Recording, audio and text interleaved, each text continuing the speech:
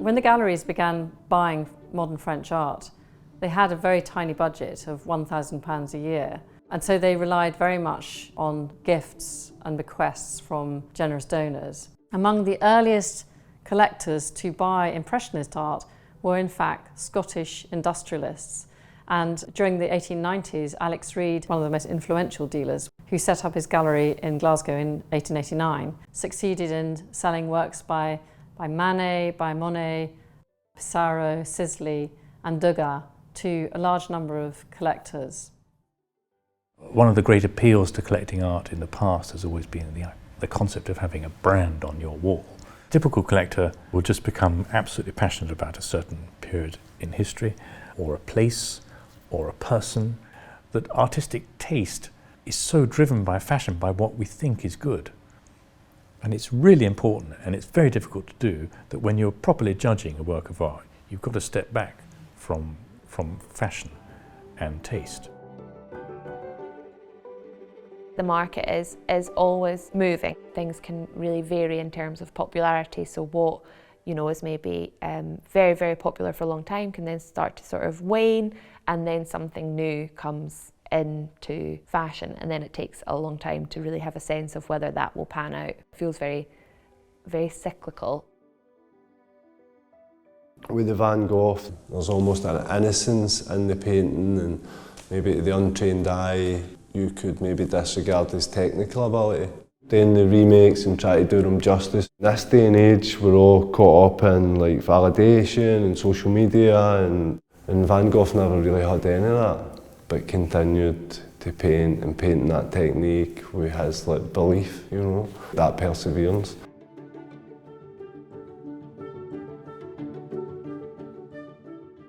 The exhibition has two main themes. On the one hand, it looks at the development of modern French art, and on the other hand, it focuses on the pioneer collectors who bought these pictures in the late 19th century and the early 20th century. A good example of the generosity of some of these donors is the collection which was left by Hugh Laird, which you can see in the first room. Scottish collectors were really quite remarkable in the way that they developed a taste for modern French painting in the second half of the 19th century, and they were prepared to take a punt on contemporary art. The Alexander Reid is a personal favourite, and the story about him living with Van Gogh. He takes two Van Goghs, and one of them's in the Kelvin Grove, before the boom, before anything, you know what I mean? So he was switched on and had a very good eye, Alexander Reid. There's always two types of art markets, I think. There's the collectors who want to buy art, and then there's collectors and speculators who buy something because they think it's a good investment. And there's always a tension between those two.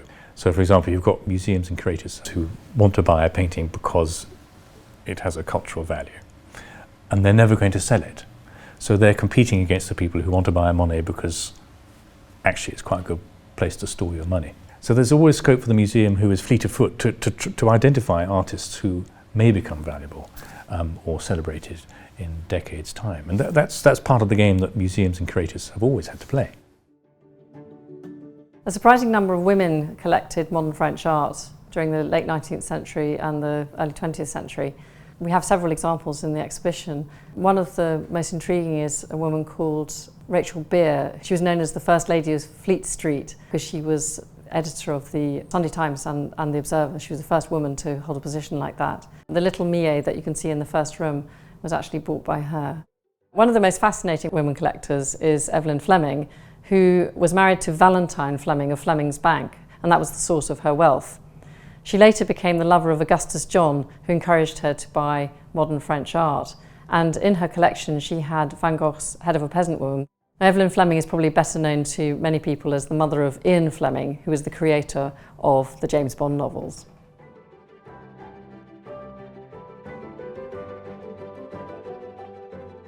I mean, some people say that the contemporary art market, half of it is fake. I don't think I believe that. But fakers have always been there. I think one of the things that's so fascinating about fakes is it introduced that concept of a whodunit into art. And there's a bit of rebelliousness in there, that the faker is trying to demonstrate that the slightly snooty people at the top of the art world don't always know what they're talking about. You know, Michelangelo's, the first work of art that Michelangelo ever sold was a fake. He made a fake of an ancient Roman sculpture. So they've always been with us. And the mere taking away of a correct attribution from an artwork can change its value from $10 million to $1,000, which is crazy if you think about it, because it's still the same object at the end of the day. It's just got a different name attached to it. There was a real industry for producing fakes on the back of this expanding art market. The galleries often relied on dealers to bring works for purchase. The dealers themselves were not always foolproof, and there were a number of fakes on the market, especially in the 1920s. Levels of connoisseurship were just not as great as they are today. And on one particular occasion, the galleries were sold a work by Jean-François Millet, which turned out to have been produced by a forger, a man called Cazot, who was working in collaboration with Millet's grandson.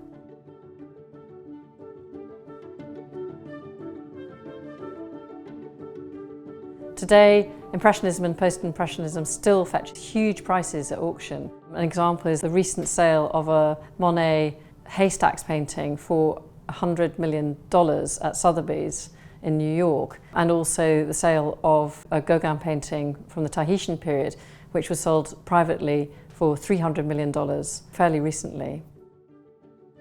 Obviously, with the Impressionist market, it's just been rising and rising for decades, and new world records are being set all the time. They've just recently set a Degas record in May, so people love to talk about investing in art, but it's a tricky business. We saw during the pandemic that the art market just keeps on functioning, and if you look at the First World War and the Second World War, the auction houses, they keep on going. People need to sell art, they want to buy art still. Quite healthy in a long-term art historical point of view to have that sort of churn where things change hands and tastes evolve. You know, there's quite wide-ranging influence on what people are interested in, or how they get introduced to artists, or how they kind of come back on their horizon. So yeah, things like big exhibitions, and then once people are excited, you know, at auction there's no ceiling on what you can pay. You just need two people to be in love with a picture, and that's that.